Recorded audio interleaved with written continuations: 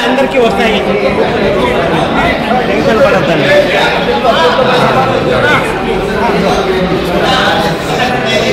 ఏ camera అయ్యో Nagendra cut చేస్తాం అతను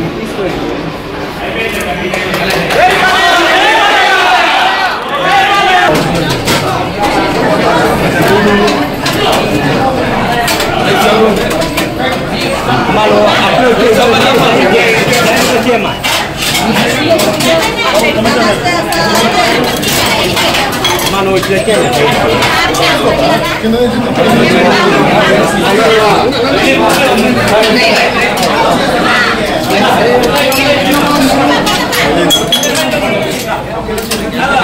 శ్రావణ శుక్రవారం అందరికీ చెప్పిన రోజు శ్రావణ శుక్రవారం అంటే నూతనం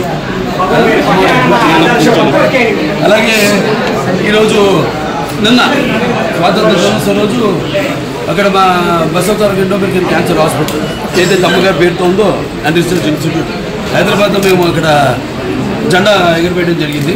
అందుకని నేను ఇక్కడ కావడం ఇవాళ నాన్నగారి పేరుతో నిన్న అమ్మగారి పేరుతో ఉన్న ఆసుపత్రిలో జెండా ఎగరవేయడం చేయడం ఇవాళ అనుకోకుండా ఇక్కడ అన్న క్యాంటీన్ అదే ఏదైతే అన్న అంటే ఎవరు ఇంకా మరి తారక మరి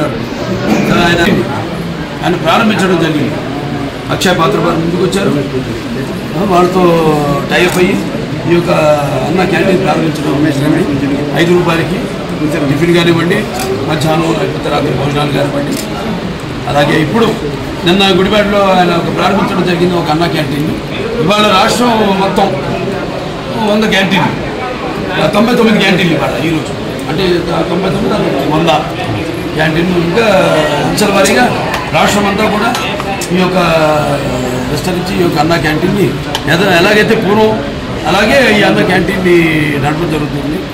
ముఖ్యంగా ఈ యొక్క రోజువారీ కూలీ నాలి చేసుకునేవాళ్ళు అంటే ఆర్థికంగా దారిద్ర్య దిగువ రేఖ ఉన్నవాళ్ళు కష్టపడి రెక్కాడితే కానీ డొక్కాడిన వాళ్ళకి మరి ఈనాడు ఎంతో పుష్టికరమైన ఆహారం మీకు తెలుసు. అక్షయ పాత్ర వాళ్ళు అంటే మా క్యాన్సర్ హాస్పిటల్ కూడా వాళ్ళు చేస్తుంటారు. సో వాళ్ళ ఎంత నాణ్యంగా ఉంటుందో వాళ్ళ అలాగే ఎంత పౌష్టిక ఆహారం. 2 నీరు అది ఆహారం అన్న క్యాంటీన్లు నీరు మరి ఈనాడు హెచ్ఎన్ఎస్ఎస్ ద్వారా వల్లపల్లి ద్వారా మనం నీళ్ళు అందించడం జరిగింది. అన్ని చెరువులు కూడా డైరెక్ట్గా హిందూపురం పట్టణానికి ఈ యొక్క దారిని సమస్యలు తీర్చాము. అలాగే ఇంక ముందు ఉన్న పనులు ఉన్నాయి. మీరు చేసుకున్న అదృష్టం మళ్ళీ మీరు తిరిగి తెలుగుదేశాన్ని పార్టీని అధికారంలో తీసుకురావడం. సో ఇవాళ అన్ని పనులు చంద్రబాబు నాయుడు గారికి మన హిందూపురం అంటే ఒక పరిచయమైన అభిమానం. వెంటనే ఆసుపత్రి కూడా డెవలప్ చేయాల్సింది ఉంది. కలెక్టర్ గారి చైర్మన్ దానికి మొత్తం నేను వైస్ చైర్మన్ మిగతా మెంబర్స్ ఉంటారు. వాళ్ళందరూ కూడా చర్చించి మేము కావాల్సినవన్నీ కూడా మేము లిస్ట్ తీసుకోవడం జరిగింది. ఏం పరికరాలు కావాలి, ఏమున్నాయి, ఏవి తగినంత సిబ్బంది లేకుండా ఎందుకు అవి పనికిరాకుండా పోయినాయి, వాడకుండా పోయినాయి, అవన్నీ కూడా చర్చించడం జరిగింది. అవన్నీ కూడా త్వరగతిన అన్నీ కూడా భర్తీ చేసి పూర్వ వైభవం మన ఆసుపత్రికి కూడా తీసుకొస్తాం. సో కలెక్టర్ గారికి ఈ సభాముఖంగా నా ధన్యవాదాలు తెలియజేసుకుంటున్నాను. అడ్వాంటేజ్ ఉంది అంటే మనకి ఎయిర్పోర్ట్ బెంగళూరు ఎయిర్పోర్ట్ ఉంది. ఇంకా 2-3 రోజులు కూడా మేము అది కూడా నేను త్వరగతిని వాళ్ళని కలిసి కేంద్ర ప్రభుత్వాన్ని కూడా సోమందేపల్లి నుంచి యలాంకాకి రోడ్ అయితేనేమి అవన్నీ అయితే ఇంకా దగ్గరికి మనకి డిస్టెన్స్ అవుతుంది. తుమ్ముకుంట మీదకి వెళ్తుంది. ఏదైతే నాన్నగారు అప్పుడు భాషాముఖ వాడను ప్రారంభించారు.